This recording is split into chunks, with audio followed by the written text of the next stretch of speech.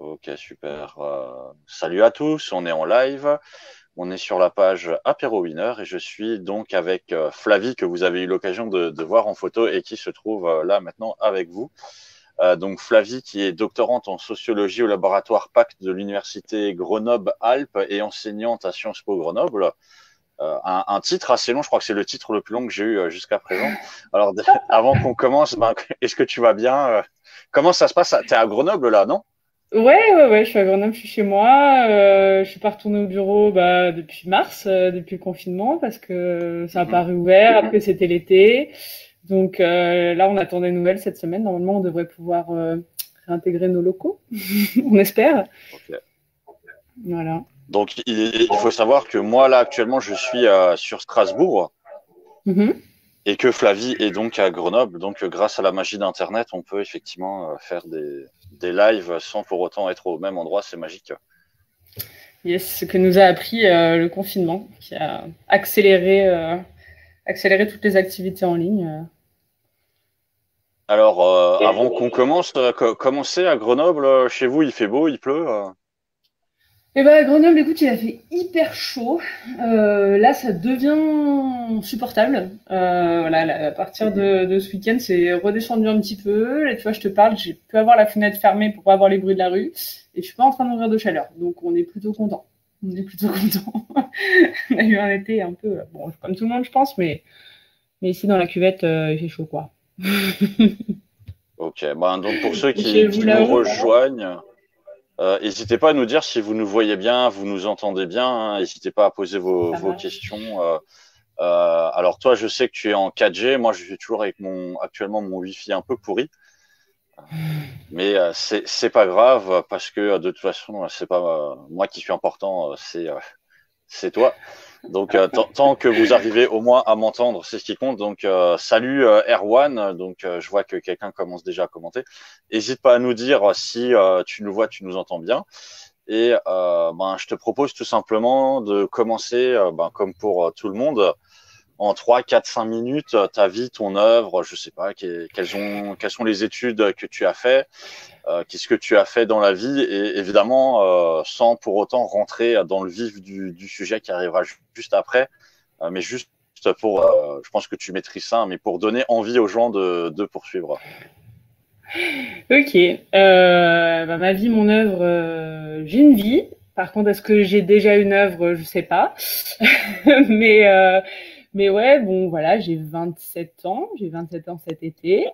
Euh, Mes études, en gros, j'ai commencé par faire des études de sciences sociales. Donc, Mhm, prépa BL, lettres et sciences sociales. Donc, ça veut dire que on faisait un peu de tout, de l'économie, de la sociologie, de l'histoire, des maths. Donc voilà, un parcours vraiment pluridisciplinaire que j'ai poursuivi après à la fac à Paris Dauphine. Donc toujours dans une licence qui était très interdisciplinaire. Je continue à faire de l'histoire, j'ai fait du droit. Enfin bref, j'étais vraiment dans un parcours en sciences sociales extrêmement large.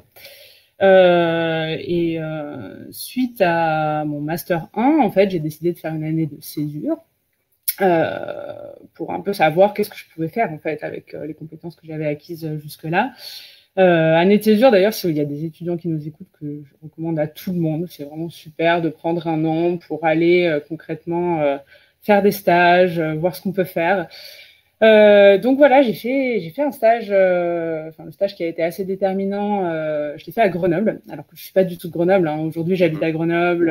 Ça fait déjà voilà 4-5 ans que je suis ici, mais bon, j'ai découvert la ville via ce stage dans un laboratoire d'innovation ouverte et d'innovation par les mhm, usages. Donc c'est une structure qui dépend du CEA, mhm, commissariat à l'énergie atomique et aux énergies renouvelables, hein, bien sûr.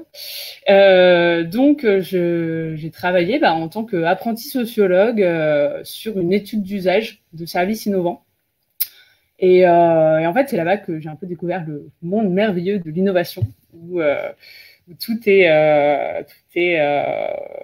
génial, les futurs sont incroyables, il va y avoir des voitures volantes bientôt, on va pouvoir télécharger notre esprit dans un ordinateur. Bref, tous ces mythes en fait mhm, mhm, qui m'ont beaucoup plu, beaucoup intéressé. Moi, j'étais déjà assez intéressée par tout ce qui est sociologie économique, euh, parce que ça permettait. En fait, l'économie, c'est quand même quelque chose comme la science d'ailleurs, qui est assez fermée, en disant que on remet pas beaucoup en question. C'est-à-dire que voilà, il y a des règles, c'est les lois de l'économie, c'est les lois de la nature, c'est les lois du marché, et on va pas trop déconstruire qu'est-ce qui se passe derrière. Et donc en sociologie économique, enfin en tout cas dans mes cours, c'était plutôt ça, donc ça m'intéressait. Et là, je me suis rendu compte qu'avec l'innovation, c'était à peu près la même chose. Il y avait le progrès, la technique, des choses qui a priori sont pas sociales en fait, donc qui sont pas spécialement à questionner, et on est obligé de suivre le progrès. Donc c'est un peu comme ça que j'ai découvert la sociologie de l'innovation, pardon. Et donc je me suis dit, donc il était temps de reprendre mon master 2. Et finalement, je suis pas retournée à Dauphine parce que je voulais vraiment faire de la sociologie de l'innovation. Et c'est comme ça que j'ai trouvé le master à Grenoble. Donc, je suis retournée à Grenoble, alors qu'entre-temps, j'avais fait tout un tas de trucs. J'avais fait un autre stage à San Francisco. Enfin, bref, j'avais pas mal voyagé, fait d'autres choses. Et donc, je suis revenue à Grenoble en sociologie de l'innovation. Donc là, un master spécialisé. Ensuite, j'ai fait mon stage chez Orange parce que Orange, ils ont un laboratoire de recherche en sociaux sur ces questions-là. Je travaillais sur l'intelligence artificielle. Et puis voilà, je suis partie pendant un an. Une fois que j'ai terminé mes études, je suis allée faire de l'alpinisme en très haute montagne en Argentine. Et au retour de mon voyage, je me suis dit bon bah qu'est-ce que je fais, où est-ce que je cherche du boulot. Et moi, ce qui m'intéressait, c'était l'expérience utilisateur, l'utilisation des nouvelles, enfin disons des plateformes d'économie collaborative. Que ça soit Airbnb, Blablacar, ils ont pas mal de recherches là-dedans sur qu'est-ce que c'est concrètement que partager un logement, que partir en voyage chez d'autres personnes, etc. Donc, c'était des thématiques qui m'intéressaient pas mal. Et je me suis rendu compte qu'avec un master, finalement, sur ces thématiques-là, qui sont assez pointues, on va pas hyper loin. Que les personnes qui étaient embauchées, ils avaient des doctorats. Donc, je me suis dit, bon, la thèse alors. Il y avait ce sujet des makers, donc je rentre pas dans le vif du sujet, mais qui m'intéressait déjà depuis pas mal de temps. J'avais déjà enquêté là-dessus quand j'étais en master. J'avais fait une petite enquête dans le Fab Lab de Grenoble, à Casemat. Voilà, moi, ce qui m'intéressait dans ce sujet, c'était celui qui avait attrait à la technique et l'innovation, et en même temps, qui avait une visée politique de les objets techniques, c'est politique. Les réparer, c'est pas pareil que les racheter. Qu'est-ce que c'est que la culture de la bidouille, etc. Donc, c'était vraiment un sujet qui mêlait les deux. Et donc, qui allait très bien avec les études de l'innovation, puisqu'on est face à un phénomène qui est apparu il y a une dizaine d'années et qui, aujourd'hui, a une ampleur assez conséquente, quoi. Donc voilà. Donc, j'ai écrit un sujet de thèse. Je suis retournée à Grenoble parce que j'adore cette ville et que j'y suis trop bien, et je me suis dit que ce serait vraiment super de pouvoir passer 3 ans et plus si affinité ici.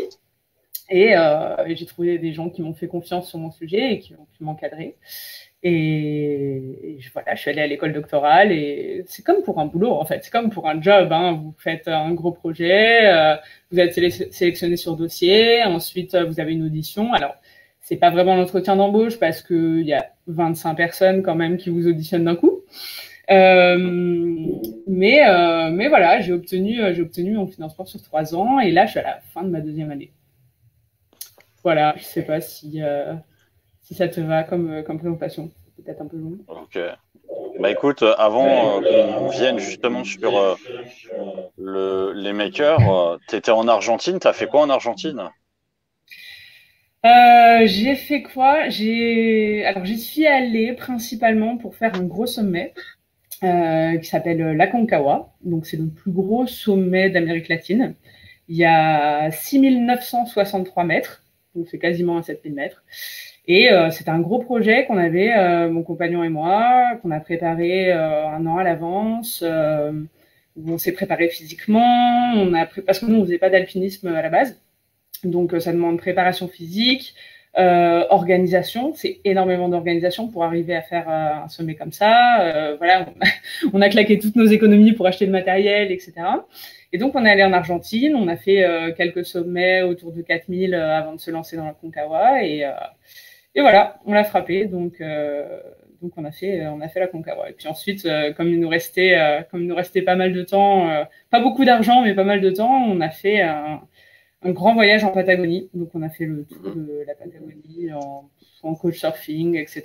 quoi. Donc c'était vraiment une expérience importante. Voilà. Une fois que tu as fait, en vrai, une fois que tu as fait un 7000 mètres, tu sais que tu peux tout faire dans la vie, quoi. C'est concrètement. Oui, une fois que tu as touché le ciel, il reste plus grand-chose à faire. Alors, bah écoute, je te propose de rentrer effectivement dans le vif du sujet avec cette étude sur les makers. Donc déjà, pourquoi avoir choisi ça parmi tout l'univers de l'innovation qui t'était proposé et ensuite, bon ça on en parlera après spécifiquement sur le confinement, mais on va dire qu'est-ce que tu as appris justement du mouvement maker via ta thèse. Est-ce que c'est bon pour toi les questions? Est-ce qu'il faut que je les écrive ou non? Non, c'est bon. Alors pourquoi j'ai choisi ce sujet? Je vais vous raconter un truc que je raconte jamais d'habitude parce que c'est pas hyper académiquement correct, disons. Mais voilà, le truc c'est que donc je cherchais du boulot dans l'expérience utilisateur. Je voyais que ça marcherait pas forcément. Bon, j'étais de retour d'Argentine. Et un jour, je me connecte sur Uzbek Erika. Enfin voilà, je regarde leurs articles. Et je sais pas si vous savez, mais sur Uzbek Erika, quand vous likez des articles, vous obtenez des points, enfin des espèces de la monnaie virtuelle, quoi, que vous pouvez échanger contre des lots, des cadeaux, des trucs comme ça. Du coup, je me connecte, je vois que j'ai genre 200, 300 points. Je dis bon, je vais voir qu'est-ce qu'il y a dans la boutique. Et il y a, attends, en plus je l'ai sous la main, c'est trop drôle. Il y a ce bouquin. Donc de Isabelle Berry-Hoffman, Michel Lallemand et Marie-Christine Bureau, qui s'appelle Maker, enquête sur les laboratoires du changement social, que je recommande à tout le monde parce que c'est un livre de sociologie hyper facile à lire et vraiment très stimulant, quoi. Il se passe plein de choses, donc c'est cool. Et donc je lis ça et je fais waouh, mais en fait tout est à faire en sociaux sur cette thématique-là. C'est vraiment un livre où ils ont fait plein de terrains différents, ils sont allés voir plein de choses différentes, plein de thématiques, de grosses thématiques en sociologie, voilà, le travail, la diversité des populations qui sont à l'intérieur de ces lieux, la structuration du mouvement au niveau national, etc. Et en fait, à chaque fin de chapitre, on a envie de se dire waouh, mais il faut trop creuser le thème. Et je l'ai lu super rapidement. Et je me suis dit, mais en fait, c'est ça qu'il faut que je fasse. Là, tout est là. En plus, j'avais déjà un petit peu étudié les Fab Labs. C'était vraiment une thématique qui m'intéressait beaucoup.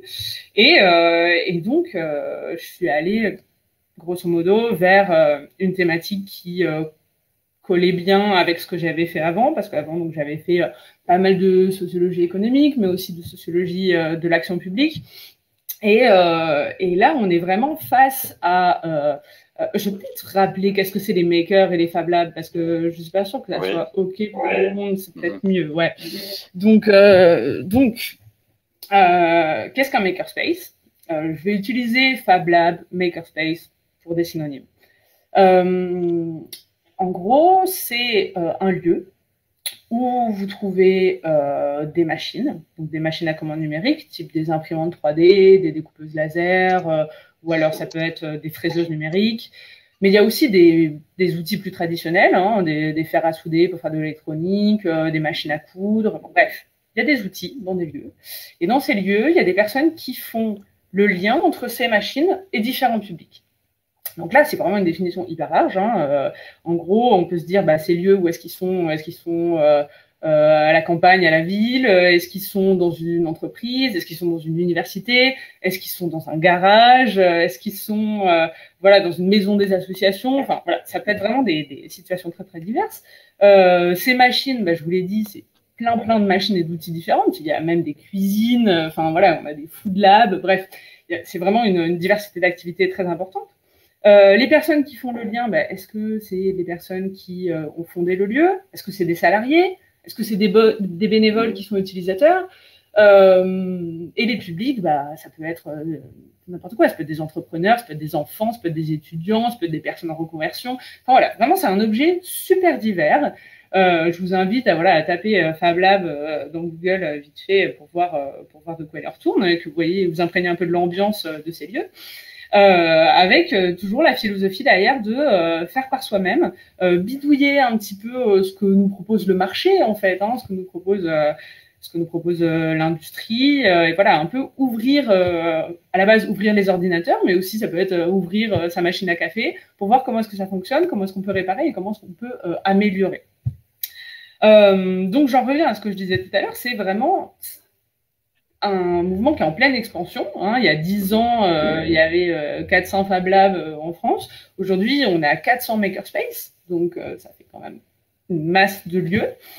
Qui dit masse de lieux, dit masse de personnes qui y travaillent. Donc effectivement, c'est quelque chose de nouveau où il y a des personnes qui vont devoir faire valoir leur existence, pourquoi est-ce qu'ils sont utiles, leurs droits, notamment leurs droits du travail, et essayer de structurer un petit peu cette activité-là des makerspaces, que ça soit au niveau local, pour obtenir des financements par exemple. Parce que ce qu'il faut dire quand même, c'est qu'une grande partie d'entre eux sont des associations. Je me souviens plus exactement, selon le livre blanc du réseau français des Fab Labs qui a montré que 80% des makerspaces sont en fait des associations à but non lucratif, loi de 1901, donc pour chercher des financements et pour chercher des publics aussi, pour essayer d'aller toucher des personnes qui habituellement s'intéressent pas spécialement à la technique ou en tout cas pensent que c'est pas pour eux. Donc voilà, mon sujet, mon objectif, moi, c'est de décrire ce mouvement de structuration, décrire et analyser comment est-ce qu'on en est arrivé là. C'est-à-dire, il y a 10 ans, rien du tout. Et aujourd'hui, quasiment un secteur qui mobilise beaucoup de monde, brasse beaucoup d'argent, et au sein des plus grandes entreprises, il y a très peu d'entreprises aujourd'hui qui n'ont pas leur makerspace interne. Donc voilà, il y a une politique publique ministérielle qui s'appelle Nouveaux lieux, nouveaux liens, qui est mobilisée autour de cette question des tiers-lieux et notamment des tiers-lieux de fabrication. Donc, comment est-ce qu'on en est arrivé là? Voilà. Grosso modo, c'est ça mon projet de thèse. Après, on peut rentrer un petit peu, si vous voulez, dans les détails de qu'est-ce que je fais concrètement. Mais voilà, je ne sais pas si tu veux que je développe là-dessus ou je passe directement à qu'est-ce qui s'est passé. Alors, on a une question. Ouais. Alors, donc, David, qui te demande, mais du coup, est-ce que ton projet est centré sur les lieux ou, est-ce que ta thèse est que centrée sur les lieux ou autre? Alors, en fait, moi, j'étudie finalement peu les lieux. C'est-à-dire que mon terrain d'enquête, il n'est pas vraiment dans les Fab Labs. Il est plutôt auprès des personnes qui organisent le mouvement. Donc, ça va être, par exemple, des gens qui sont des Fab Managers, des personnes qui organisent la vie du lieu et qui vont se mettre en relation avec d'autres Fab Managers pour essayer de, je sais pas moi, mobiliser l'intérêt de la région ou de la commune, ou alors ça peut être au sein de collectifs nationaux. Je disais tout à l'heure le réseau français des Fab Labs. Voilà, ça typiquement c'est l'un de mes terrains d'études. Donc concrètement, je vais à leurs événements, je suis leurs discussions en ligne. J'essaie de m'intégrer à ce milieu-là pour pouvoir prendre des notes, archiver les conversations, comprendre concrètement comment est-ce qu'ils fabriquent un groupe professionnel en fait. Voilà, comment est-ce que ces gens vont se mettre en interrelation. Donc ça peut être ça. Il y a plein d'autres collectifs régionaux ou nationaux. Fabenco par exemple, c'est un collectif national de Fab Lab d'entreprise.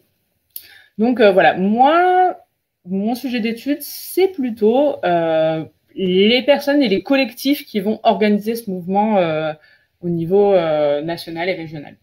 Donc pas trop les lieux finalement. Donc je vais pas beaucoup dans les Fab Labs. J'y vais de temps en temps parce que voilà, il y a des réunions qui s'y passent ou ce genre de choses, ou personnellement je peux y aller. Mais c'est pas vraiment mon objet d'étude. Voilà. Ok. Et donc, je te propose effectivement de passer à la partie du confinement, puisque pendant le confinement, il s'est passé énormément de choses pour tout le monde. Mais je crois que toi, tu as remarqué quelque chose d'assez intéressant du côté des makers. Et qu'est-ce que c'est? Bah, effectivement, si vous remontez à mi-mars 2020, vous vous rendez compte que l'une des grandes problématiques, c'était où sont les masques. Voilà. Donc, il y avait un problème dans la chaîne d'approvisionnement. Donc, d'une part dans les stocks, et ensuite dans la chaîne d'approvisionnement. Hein. On a eu des cas de rachat de masques sur les tarmacs. Enfin, grosso modo, ça marchait pas très bien. Le système d'approvisionnement traditionnel, je dirais, ou en tout cas celui qu'on a d'habitude, ne fonctionnait pas très bien. Donc, ce que se sont dit les personnes de ce mouvement, que ce soit, tout à l'heure, je parlais des fab managers, donc c'est-à-dire des gens qui gèrent les lieux, ou que ce soit les utilisateurs, c'est, mais en fait, nous, on a des machines, nous, on sait fabriquer des trucs, et on est là, on est sur place. Donc voilà, il faut qu'on s'organise pour pouvoir parvenir à produire ce matériel de protection qui manque et pouvoir le distribuer. Et donc là, concrètement, ce qu'on a observé, c'est une mise en relation de toutes ces personnes via Internet. Hein. On en parlait au tout début de l'entretien, mais concrètement, c'est ça. Ça part de discussions sur Facebook, ça part de tweets, ça part de chats de différentes associations, des associations dont je parlais tout à l'heure. Avec des questions. Bon, qu'est-ce qu'on peut faire aujourd'hui concrètement? Alors, au début, avec beaucoup de défiance. Hein, nous, on n'est pas médecins, on n'a jamais fait ça. Concrètement, il y a des questions de responsabilité qui se posent. Donc, c'est quand même pas anodin de fabriquer du matériel de protection, notamment pour le personnel soignant, qui était beaucoup en demande. Mais ils ont mis la main à la pâte, ils et elles ont mis la main à la pâte, et échangé sur diverses plateformes pour trouver le meilleur moyen de produire du matériel de protection. Alors ça a été des masques en tissu, mais aussi et surtout des visières de protection. Hein. Vous avez peut-être vu ça, sinon pareil, vous tapez dans Google visière de protection Fab Lab Makerface et vous allez voir tout un tas d'articles de presse locale qui a beaucoup relayé l'information. Et donc, les makers, le mouvement maker a produit, je crois que c'est près de 200 000 visières. Donc, c'est énorme hein, pour des. On parle pas d'usine, hein, on parle d'espaces qui font la taille de ma chambre, quoi, hein, et qui vraiment ont fait en sorte, non seulement de produire, donc ça veut dire, en fait, produire et distribuer. Qu'est-ce que ça veut dire? Ça veut dire que déjà, il faut trouver des matières premières. Ensuite, il faut un plan. Donc, comment est-ce qu'on transforme ces matières premières? Comment est-ce qu'on règle les machines? Quelle quantité de plastique, etc. Ensuite, il faut désinfecter, bien sûr. Puis, il faut distribuer. Je rappelle qu'on est en période de confinement. Et il faut trouver un moyen d'échange. C'est-à-dire, est-ce qu'on fait payer? Si on ne fait pas payer, comment est-ce qu'on se finance? Bref. Donc, c'est en fait toute une chaîne logistique, en fait, tout un marché hein, qui s'est organisé autour de la production de visières. Et ça, oui, effectivement, ça a occupé tout mon confinement parce que concrètement, il se passait vraiment beaucoup de choses du côté des makers et des makerspaces. Bon, après, les lieux ont été fermés quand même pas mal de temps, hein, donc c'était confinement. Donc tous les lieux qui étaient en fait dans des je sais pas, dans des musées, dans les universités, impossible d'y avoir accès. Donc, c'était souvent les personnes chez elles qui fabriquaient le tout en étant interconnectées via Internet. Donc, c'était en fait, c'est mis concrètement en pratique pendant le confinement. Cette idée de la fabrication distribuée qui est à la base du mouvement, ou en tout cas qui est souvent mise en avant par des personnes qui étaient pionnières du mouvement des Fab Labs, à savoir que on a d'un côté le développement de l'informatique avec une interconnexion de tous les ordinateurs qui nous permettent de produire de la connaissance ensemble en étant sans être ensemble, et puis surtout de manière ultra rapide, c'est-à-dire qu'on peut faire des itérations à l'infini parce qu'on est très nombreux et que ça va très rapidement. Donc ça, on sait faire au niveau des logiciels. Comment est-ce qu'on fait pour appliquer ça à la vraie vie? Et donc là, donc ça, je vous parle, c'est dans les années 2000. Il y a les imprimantes 3D qui se démocratisent, c'est-à-dire que leur prix baisse. Donc, on peut équiper de plus en plus de lieux et parfois de plus en plus de foyers. Là, on a vu pendant la crise du Covid qu'il y a beaucoup de particuliers qui sont équipés d'une imprimante 3D parce que c'est leur délire et ils font de la bidouille le dimanche là-dessus. Donc, comment est-ce qu'on fait pour créer des plans, créer des manières de faire et de s'organiser, et puis ensuite, localement, imprimer, fabriquer localement, et puis aller distribuer à l'EHPAD du coin, au personnel soignant qui est en hôpital parfois, qui manque de moyens, aux policiers, etc. Donc voilà, c'est vraiment une fabrication distribuée qui s'est mise en place. Ça, c'est vraiment important pour les membres du mouvement parce qu'ils ont été donc en contact avec beaucoup d'institutions, avec les agences régionales de santé, avec les régions, bref. Donc ça correspond parfaitement. En fait, pour moi, c'est l'un des marches qui donne vraiment un coup de boost au mouvement. Il y en a plusieurs choses que j'étudie. Concrètement, oui, la crise du Covid, ça a été et ça va être quelque chose. J'ai gardé plein d'archives, etc. Mais tout ça, ça demande à être analysé. Ça a été un gros coup de boost pour le mouvement maker en France. Ouais. Peut-être qu'on peut renvoyer vers le live que j'avais fait donc justement avec Rue 89 Strasbourg et Quentin Lehmann. Donc Quentin Lehmann qui est un maker de chez vous, qui va probablement monter un Fab Lab bientôt. Donc voilà, peut-être si tu peux mettre le lien dans la description. Je te le rendrai après. Je te l'enverrai après. Ça intéresse plus de gens. Vous pourrez retrouver un live un peu plus complet là-dessus. On a un commentaire justement de David qui disait que son frère apparemment l'a fait effectivement dans sa chambre, donc il y a des machines et qui bossait dans sa chambre. Je sais pas si tu peux nous dire, David, toi qui nous regardes, la taille de la chambre de ton frère pour qu'on puisse s'imaginer. Et oui, non, mais ça, c'est clair que ça a beaucoup mis en lumière, en fait, toutes ces personnes qui sont des makers, qu'on appelle des makers, donc des gens qui fabriquent, des gens qui font avec ces nouveaux outils. Et ça les a vraiment mis en lumière parce que c'est des gens c'est un peu comme les maquettistes, si vous voulez. Ils cherchent pas forcément de reconnaissance, ils font leur truc, ils savent fabriquer. Et voilà, il n'y a pas forcément d'autres ambitions. Donc, ils étaient moins sur le devant de la scène que des lieux qui s'ouvraient avec parfois des projets entrepreneuriaux ou associatifs derrière, qui, eux, vont avoir tendance à communiquer, à chercher à toucher un public ou chercher à toucher les collectivités. Mais là, pendant le confinement, oui, il y a effectivement énormément de gens qui avaient une imprimante 3D dans leur chambre ou dans leur salon et qui se sont mis sur Facebook, sur des groupes, donc les groupes Facebook, juste pour donner un ordre d'idée, il y avait près de 130 groupes Facebook partout en France, des groupes locaux, avec dedans entre 50 et bon, après les groupes nationaux, il y avait énormément de monde, mais dans les groupes locaux, jusqu'à 300, 400 personnes. Donc ça fait du monde. Bon, après, dans ces groupes, il y a aussi des gens qui sont en demande, parce que les groupes Facebook servaient d'interface, en fait, entre les personnes, entre l'offre et la demande de matériel de protection, finalement. Donc, ça fait du monde, effectivement. Okay. Alors, j'ai mis le lien de la vidéo en question dans les commentaires. Donc, si jamais vous pourrez retrouver tout ça en commentaire, je te propose simplement de continuer aussi.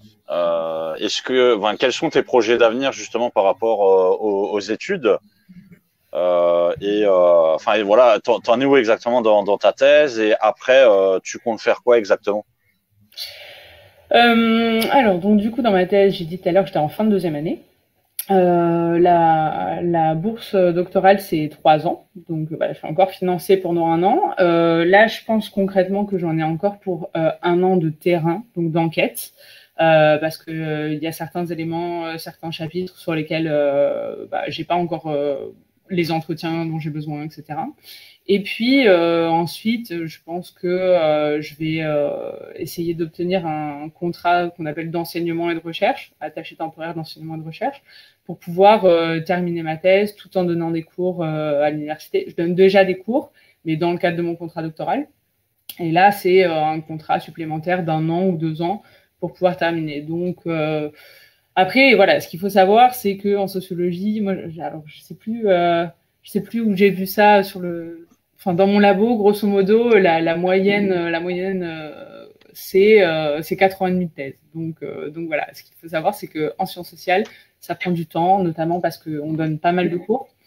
Et voilà, donner des cours, ça occupe beaucoup. Il faut les préparer, il faut corriger les étudiants. Et donc, effectivement, c'est un truc qu'on fait en plus de la thèse, comme tout un tas de choses, hein, comme le fait de parler en conférence, comme le fait de publier. Donc, en fait, voilà, quand vous faites votre thèse, d'ailleurs, c'est un truc, souvent, on a un petit peu cette vision du thésard qui est sur un seul sujet, qui fait tout le temps la même chose pendant 3 ans, etc. C'est pas du tout le cas. Moi, j'avais un petit peu peur de ça, mais vraiment, il y a une diversité d'activités qui donne un peu le vertige parfois. Hein, donc, je suis obligée de dire non à beaucoup de choses parce qu'à un moment, il faut que je finisse ma thèse. Donc, voilà. Pour l'instant, les perspectives, c'est ça. Je sais pas du tout ce que je ferai après. En fait, j'ai vraiment appris à avoir ce truc de on verra selon l'opportunité qu'il y a à ce moment-là. Je vous avais dit tout à l'heure que mon idée, c'était voilà, d'obtenir le doctorat pour pouvoir obtenir un emploi qui requérait en fait une qualification supérieure à la mienne. Aujourd'hui, je sais pas. Peut-être que dans 2 ou 3 ans, il y aura des demandes sur la recherche sur mon sujet encore. Peut-être que je ferai un post-doctorat. Bref. Je peux vraiment pas dire ce que je ferai après cette thèse. Pour l'instant, je suis là-dedans et voilà quoi. Je j'ai pas spécialement de projet à plus de 2 ans. En fait, ça me paraît délirant. J'ai l'impression que 2 ans, déjà moi, si je sais ce que je fais dans 6 mois, c'est bien. donc voilà. Ok. Bah, oui. Bon, après, on ne peut pas prédire son avenir trop en avance. C'est ça, et c'est dangereux de le faire. Il vaut mieux un petit peu laisser la vie faire les choses. Ok. Bah, je te propose de passer à la partie questions-réponses, puisqu'il y a quelques questions. Ok, super. Alors, il y avait une question qui revenait justement sur ce que tu disais juste avant sur les makers. Donc, il y a quelqu'un qui demandait, est-ce que tu as identifié de nouveaux makers? Alors, je pense que il veut dire, est-ce que tu as identifié des gens qui peut-être n'étaient pas des makers avant le confinement et qui sont devenus des makers après le confinement? Et moi, je rajouterais par rapport à cette question, est-ce que tu as vu si ces personnes qui s'étaient mises à fabriquer, on va dire, en masse pendant le confinement avaient continué ou en fait si c'était juste pendant cette période qu'ils avaient participé? Ok, alors comme d'habitude en général sur les questions qu'on me fait, ça dépend. C'est vraiment un objet avec une grande diversité. Donc oui, il y a des gens qui n'étaient pas des makers, ils savaient pas du tout ce que c'était le mouvement maker. Et le meilleur exemple, je crois que c'est Anthony Sedicki. Donc lui, c'est une personne qui est à la tête d'un des plus gros groupes Facebook de mise en coopération des personnes. Et donc, en fait, pour l'avoir eu au téléphone rapidement au mois de juin, il m'expliquait, mais en fait, moi, j'ai pas du tout conscience de tous ces enjeux. On voulait juste aider. Et effectivement, on avait ça à disposition, donc les imprimantes 3D, et on s'est mis, quoi. Et j'avais pas du tout conscience qu'il y avait un mouvement au niveau national avec des associations, etc. Après, il faudrait lire et lui demander à lui. Voilà, j'engage pas non plus sa parole, mais grosso modo, c'est un peu ça qu'il y avait derrière. Donc, des gens qui s'identifiaient pas forcément à ce vocable de maker, parce que bon, c'est quand même assez particulier. C'est une terminologie qui est importée de l'anglais, qui fait référence donc au Maker Faire. Je sais pas si vous connaissez ce genre d'événement où il y a plein de personnes qui bricolent, qui viennent présenter leurs petits projets. Donc ouais, pas mal de gens qui avaient pas forcément conscience du fait qu'il y avait un mouvement au niveau national des makerspaces. Et des gens qui, surtout, même pendant qu'ils étaient en train de fabriquer, ne se reconnaissent pas de ce mouvement-là. C'est-à-dire que pour avoir discuté avec donc les personnes de la Casemate à Grenoble et et du Biohackerspace de Grenoble, Nemeton. Eux, concrètement, ils ont travaillé avec beaucoup de couturières. Hein, c'était essentiellement des femmes, donc pas forcément des couturières de métier, hein, des couturières amatrices, mais qui ont mis à disposition leurs compétences, leur temps et leurs machines qu'elles avaient à la maison pour fabriquer des masques en tissu. Donc là, typiquement, on est sur des catégories de personnes qui ne se reconnaissent pas du tout du mouvement maker et qui n'ont pas spécialement envie d'en faire partie, mais qui se sont mises en l'occurrence à la fabrication pendant cette période du confinement.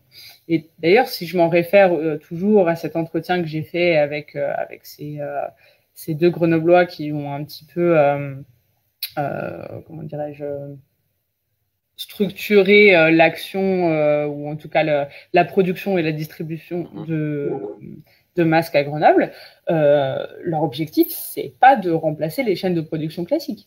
Ce qu'ils m'expliquaient, c'est non, concrètement, c'est pas normal que ce soit nous qui ayons eu à faire ce genre de choses.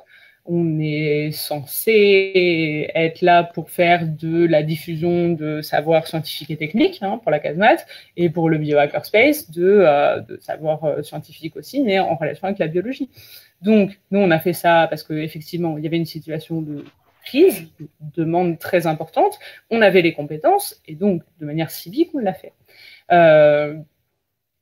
Donc ça, c'est toute une partie des gens. Et puis, vous avez d'autres personnes ou d'autres collectifs. Je pense notamment, par exemple, au collectif Fab City Grand Paris. C'est une association. Donc, le but de l'association, c'est de promouvoir la fabrication personnelle comme alternative au système de production classique. C'est-à-dire qu'on va relocaliser la production à l'intérieur des villes, que ce soit la production alimentaire, que ce soit la production de meubles, d'objets du quotidien, ou de récupération des déchets de l'industrie ou des déchets de l'événementiel, par exemple. Vous savez, ces grands salons où vous avez énormément de bois, après, qui est totalement jeté, ils vont récupérer et ils vont fabriquer des choses et les revendre dans des Fab City Stores. Donc, vous voyez, vous avez vraiment... partout en France, des personnes qui ont une vision totalement différente de ce que doit être ce mouvement-là. Donc, d'une part, plutôt éducation populaire, comment est-ce qu'on apprend aux gens à se réapproprier la technique, et puis de l'autre côté, plutôt production professionnelle, comment est-ce qu'on fait concrètement pour faire face au changement climatique, à réimporter la production à l'intérieur des villes, à l'intérieur des endroits où sont consommées les choses. Voilà.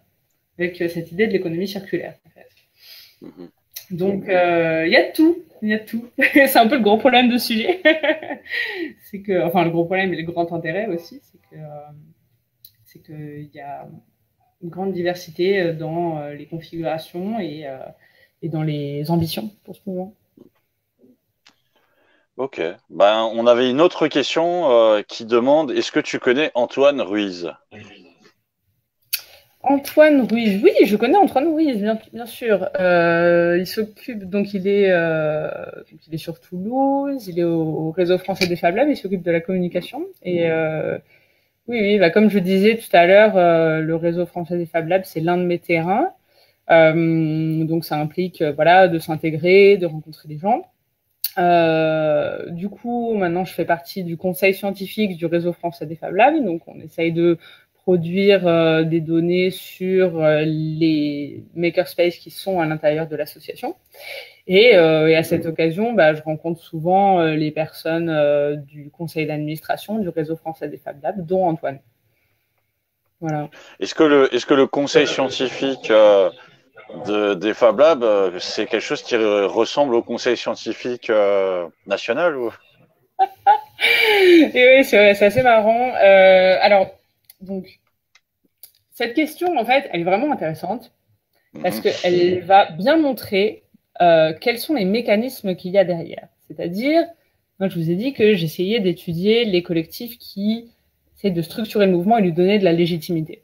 Là, vous voyez très bien un bon exemple de comment est-ce qu'on fait pour fabriquer de la légitimité.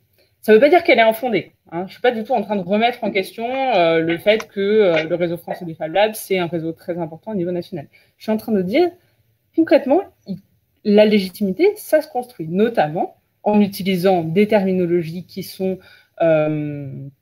déjà institutionnalisées, un conseil scientifique, faire le lien avec des universités, attirer des personnes qui sont déjà reconnues dans certaines sphères institutionnelles, donc c'est-à-dire on est doctorante, on est quasiment que des filles, on est doctorante ou docteur.